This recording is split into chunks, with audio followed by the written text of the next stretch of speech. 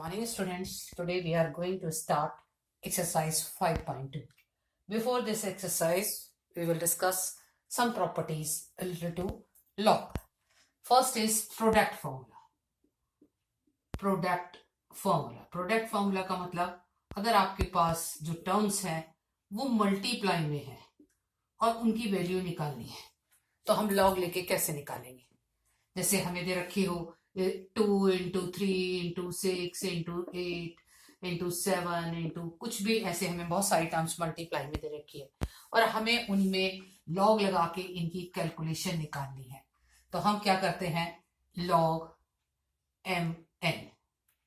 Base अगर हमें नहीं गिवन तो हम ए बेस, या वैसे तो नेचुरल बेस माना जाता है, आगे पढ़ेंगे नेचुरल बेस और कॉमन बेस। अभी हम ए बेस ही लेके चल रहे हैं। अगर मेरे नंबर्स मल्टीप्लाई में है और उनमें लॉग लगा लिया जाए तो वो एडिशन में चले जाते हैं। Log m with base a, log n with base a. ये नहीं कि ये 2 टर्म्स के लिए है, यहाँ पे आपकी 3, 4, 5, 6 जितनी भी टर्म्स होंगी, अगर वो टर्म्स मल्टीप्लाई में है तो वो सारी एडिशन में हो जाएंगी। जैसे हो लॉग एम एन टी तो हो जाएगा log m plus log n plus log p. जितनी भी टर्म्स होती हैं मल्टीप्लाई में वो सारी एडिशन में कन्वर्ट हो जाएगी। नेक्स्ट है हमारे पास क्वोशंट फॉर्मूला। अब बात आती है कि जो ये नहीं होगा कि हमेशा हमारे पास टर्म जो होंगी वो मल्टीप्लाई में होंगी। अब अगर हमारे पास टर्म्स डिवाइड में है, जैसे कि ये डिवाइड में, तो क्या होगा, जो डिवाइड में होगी टर्म, जो डिनोमिनेटर में होगी वो सबट्रैक्ट होगी, उसके आगे माइनस का साइन आएगा। Log m minus log n. अब यहां इन दोनों को अगर कंबाइन कर लूं तो एक छोटी सी बात यह है कि जो टर्म्स न्यूमरेटर में होती हैं उनके आगे तो प्लस का साइन आ जाएगा और जो डिनोमिनेटर में होती हैं उनके आगे नेगेटिव साइन आ जाएगा। लेकिन मैंने सिर्फ आपको 2 चीजें बताई हैं, एक मल्टीप्लाई और एक डिवाइड। तो ये ध्यान रखना कि अगर मैं आपको ऐसे दूं 217 प्लस 643 माइनस 245, इसमें लॉग नहीं लगता, ना एडिशन में लॉग लगता है ना सब्ट्रैक्शन में लॉग लगता है। लॉग सिर्फ मल्टीप्लाई या डिवाइड में यूज करते हैं। अगर मेरी बहुत कुछ टर्म्स ऐड में है या सब्ट्रैक्शन में है तो मैं लॉग से उन्हें कैलकुलेट नहीं कर सकते। आप टर्म्स मेरी मल्टीप्लाई में होनी चाहिए या डिवाइड में होनी चाहिए, तभी आप उन्हें कैलकुलेट कर सकते हो। जो मल्टीप्लाई वाली टर्म होंगी वो एडिशन में चली जाएंगी और जो डिवाइड या क्वोशंट में जो होंगी टर्म्स वो हमारी सब्ट्रैक्शन में चली जाएंगी। ये ख्याल करना, बताने के बाद भी गड़बड़ मत कर जाना कि एडिशन या सब्ट्रैक्शन में लॉग कभी नहीं लगता। नेक्स्ट है पावर फॉर्मूला। अगर हमें पावर दे रखी हो तो हम उसे कैसे कन्वर्ट करेंगे। जैसे ये दे रखा हो लॉग एम की पावर एन, जैसे 2 की पावर 3 हो, 4 की पावर 6 हो, 3 की पावर -5 हो, तो यहां पे जो भी पावर होगी, सिर्फ जो पावर है वो इस नंबर की है, लॉग की नहीं है। एक तो ये चीज लिखी है, एक ये चीज होगी, दोनों में डिफरेंस है, दोनों में डिफरेंस है इसमें और इसमें। तो जो नंबर है अगर उसकी ही पावर के लिए मैंने ये फॉर्मूला लगाना है, ये प्रॉपर्टी लगानी है, जो भी पावर होगी पॉजिटिव नेगेटिव वो पावर आगे आ जाएगी मल्टीप्लाई में। तो ये हो जाएगा n लॉग, हमारे पास ये हो गया n log m is equal to ये चीज सिंपल। जो भी पावर होगी वो मेरी पावर आगे आ जाएगी, पॉजिटिव नेगेटिव फ्रैक्शन कुछ भी होगी वो आगे मल्टीप्लाई में आ जाएगी और लॉग m विद बेस ए वो एज सच रहेगा। लेकिन एक चीज बता दूं कि पावर सिर्फ नंबर की होनी चाहिए, पूरे लॉग की नहीं होनी चाहिए। नेक्स्ट है हमारे पास base changing formula. Base changing formula, base का मतलब जैसे इनके अंदर सब में बेस ए दे रखा है और अगर ये बेस मुझे चेंज करना है तो हम कैसे करेंगे। बेस चेंजिंग फॉर्मूला मैंने लिखा log m with base b, मुझे दोनों का ए बेस लगाना है तो हम क्या लिख सकते हैं इसको, log m with base a divided by log b with base a. ख्याल रखना कि अगर मुझे इसे कहलाते हैं बेस चेंजिंग फॉर्मूला, अगर मुझे बेस दोनों का चेंज करना है या ये कहें कि दोनों का बेस सेम बनाना है, तो मैंने लिखा log m with base a divided by log b with base a। यहाँ पे जो भी कुछ लिखा हो, दोनों नंबर्स में कुछ भी लिखा हो, सपोज यहाँ पे हो log 3 विद बेस 2, तो हम लिखेंगे log 3 डिवाइडेड बाय log 2। और ये भी ख्याल करना कि इसमें और इसमें डिफरेंस है।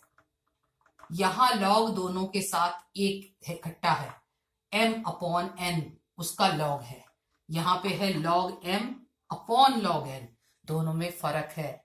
एक बार रिपीट कर रही हूं, बार बार कहने के बाद भी गड़बड़ करते हैं बच्चे। log हमेशा मल्टीप्लिकेशन और डिवीजन में लगता है, एडिशन या सब्ट्रैक्शन में log नहीं लगता।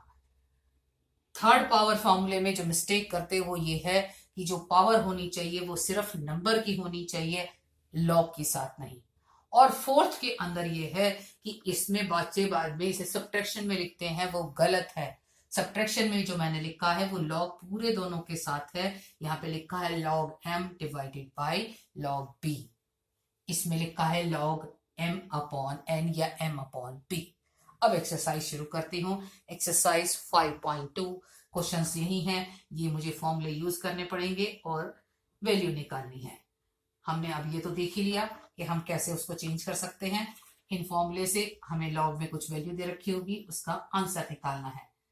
तो बस बार बार यही कह रही हूँ कि एडिशन या सब्ट्रैक्शन में लॉग मत लगाना, सिर्फ डिवीजन में और मल्टीप्लिकेशन में। यह याद करने का सबसे तरीका यही है कि जो नंबर न्यूमरेटर में है वो प्लस में चले जाते हैं और जो डिनोमिनेटर में है वो नेगेटिव में चले जाते हैं। बस एक सिंपल सी बात। जितनी भी टर्म्स न्यूमरेटर में लिखी हैं उन्हें जब लॉग में कन्वर्ट करेंगे तो उनके आगे पॉजिटिव साइन, और जो डिनोमिनेटर में लिखी हैं वो नेगेटिव साइन के साथ। चलिए एक्सरसाइज 5.2 फर्स्ट क्वेश्चन है find the value. Find the value, ये मैंने किया है first part. log √64 divided by √8 with base 2 with base 2। अब यहां पे आपकी मर्जी थी, √8 और √64 को अगर हम सॉल्व कर लें तो हमारा क्वेश्चन आसान हो जाएगा। √64 और √8 को सॉल्व कर लेते हैं पहले। log ये हो जाएगा 8 डिवाइडेड बाय 8 का मैंने ये आ जाएगा, 64 का स्क्वायर रूट तो 8 आ जाएगा, √8 का स्क्वायर रूट जो आएगा वो कितना आएगा 2√2। तो अगर हम छोड़ ही देते हैं इस चीज को, हम बाद में ही काम कर लेंगे, हम पावर वाला फॉर्मूला लगा देंगे क्योंकि दोनों का स्क्वायर रूट पॉसिबल नहीं हो रहा। अब सबसे पहली चीज कौन सा फॉर्मूला लगाया जाए, यहाँ पे टर्म्स क्या है डिवाइड में, तो हम सेकेंड वाला फॉर्मूला लगाएंगे डिवीजन रूल वाला। तो मैंने इसका स्टार्ट किया, ये आया log 2 मतलब log m minus log n, base मैंने यहां पे लिख दिया। अब पावर वाला फॉर्मूला, इसको थोड़ा सा ऐसे लिख लें, log 64 की पावर हाफ, मैंने इसको लिख दिया 64 की power half with base 2 minus log 8 की पावर हाफ विद बेस 2। 64 का स्क्वायर रूट लिखा था इसलिए मैंने उसकी पावर हाफ लिख दी। अब थर्ड फॉर्मूला लगाऊंगी, ये जो पावर है वो हमारा जो फॉर्मूला था पावर फॉर्मूला वो यूज करूंगी कि जो पावर है वो आगे आ जाएगी, half log 64 with base 2 minus half log 8 with base 2। हो गया पावर वाला फॉर्मूला, पहले मैंने क्वेश्चन फॉर्मूला लगाया फिर पावर वाला फॉर्मूला लगाया। अब मुझे एक चीज याद करनी है जो हमने फर्स्ट एक्सरसाइज में पढ़ा था कि बेस और नंबर सेम हो तो उसका आंसर 1 आता है। तो हम इन्हें देखेंगे, यहाँ बेस 2 है तो ये 2 की पावर कितनी आती है, 64 जो होता है वो हमारा होता है 2 की पावर 6 और 8 होता है 2 की पावर 3। ठीक, अगेन हम वही प्रॉपर्टी, हमारी पावर फिर आ गई। हम पावर के लिए हमेशा पावर वाला फॉर्मूला यूज करेंगे जिससे कि यहाँ कम टर्म हो जाए, तो ये कितना हो जाएगा 1/2 into 6 log 2 with base 2 minus 1/2 3 log 2 with base 2। Base और नंबर और बेस अगर दोनों सेम है, जैसे कि यहां भी और यहां भी, log 2 with base 2, log 2 with base 2, तो ये हमारा खत्म हो जाता है, इसकी वैल्यू 1 होती है। तो फर्स्ट टर्म बनी 3, सेकेंड टर्म बनी 3/2 एंड आंसर इज 3/2। हमारे कहाँ कहाँ प्रॉपर्टी लगाई? हमने एक चीज प्रॉपर्टी ये लगाई कि log, हमारे पास log number with base this is equal to 1। पहले मैं डिवीजन रूल लगाया, उसके बाद पावर फॉर्मूला लगाया, अगेन पावर फॉर्मूला लगाया, और फिर उसके बाद ये फर्स्ट एक्सरसाइज के अंदर जो हमने प्रॉपर्टी पढ़ी थी, अगर मैं बेस चेंजिंग फॉर्मूले से इसे देखूं तो क्या बनेगा? log 2 डिवाइडेड बाय log 2, इसलिए इसकी वैल्यू 1 हो गई। अगर आप मुझसे पूछो कि मैंने फर्स्ट एक्सरसाइज में कहां से लिखा, तो अब आपको क्लियर हो जाएगा बेस चेंजिंग फॉर्मूले से। जब मैं इसको लिखूंगी तो log 2 with base a divided by log 2 with base a cancel हो जाएगा और आंसर 1 आ जाएगा। थर्ड पार्ट, मतलब यहां तो हमने सिर्फ 2 ही टर्म्स लिखी, टर्म हमारे पास 2, 3, 4 कितनी भी हो सकती हैं। थर्ड पार्ट है log 4 की power 1/3 divided by 4 square into 8 की पावर हाफ। उसने स्क्वायर रूट ऑफ 8 लिखा है, मैंने उसे 8 की पावर हाफ लिख दिया। ये पूरा का पूरा log के साथ है। तो अब हम क्या करें, एक ही बार में सारी प्रॉपर्टी लगा देंगे। जो टर्म्स न्यूमरेटर में वो विद पॉजिटिव साइन, जो डिनोमिनेटर में विद नेगेटिव साइन। तो मैं प्रोडक्ट रूल और क्वोशंट रूल एक साथ लगा रही हूँ। log 4 की पावर 1/3 माइनस आ जाएगा जो डिनोमिनेटर के अंदर है log 4 का स्क्वायर माइनस log 8 की पावर हाफ। दो टर्म्स न्यूमरेटर में, एक टर्म न्यूमरेटर में थी, दो डिनोमिनेटर में थी, तो वो दोनों नेगेटिव में चलेगी। अब पावर फॉर्मूला 1/3, अगर फॉर्मूले 2-4 बार करोगे तो याद रहेंगे, और इससे आसान कोई चैप्टर नहीं। 2 log 4 माइनस हाफ log 8। ठीक, यहाँ पे हमें जो दे रखी है वो मैं एक चीज छोड़ गई, यहाँ पे भी जो बेस दे रखा था वो 2 दे रखा है। बेस जो दे रखा है वो क्वेश्चन के अंदर 2 दे रखा है, log 2 यहाँ लिख लेते हैं। log 2 है हमारे पास बेस और दिस। अब अगेन वही बात कि बेस 2 है तो मुझे नंबर भी 2 की फॉर्म में लाने पड़ेंगे। तो इसको लिखा 1/3 log 2 की power 2 with base 2 minus 2 log 2 की power 2 with base 2 minus 1/2 log 2 की power 3 with base 2। Again power formula दोबारा लगाएंगे तो ये आ जाएगा 2/3 log 2 विद बेस 2 माइनस 2, ये power into 2 log 2 with base 2 minus 1/2 into 3 log 2 with base 2।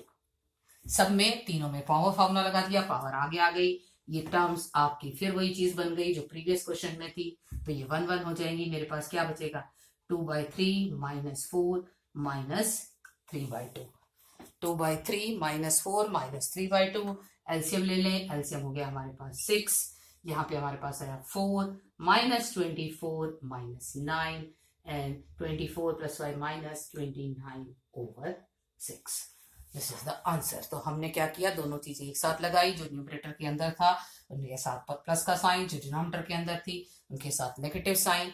फिर बेस हमारे पास 2 था इसलिए मैं 2 ले आई, और फिर उसके बाद 2 की पावर हमने इकट्ठी करी। अगेन पावर फॉर्मूला और आंसर आपके पास।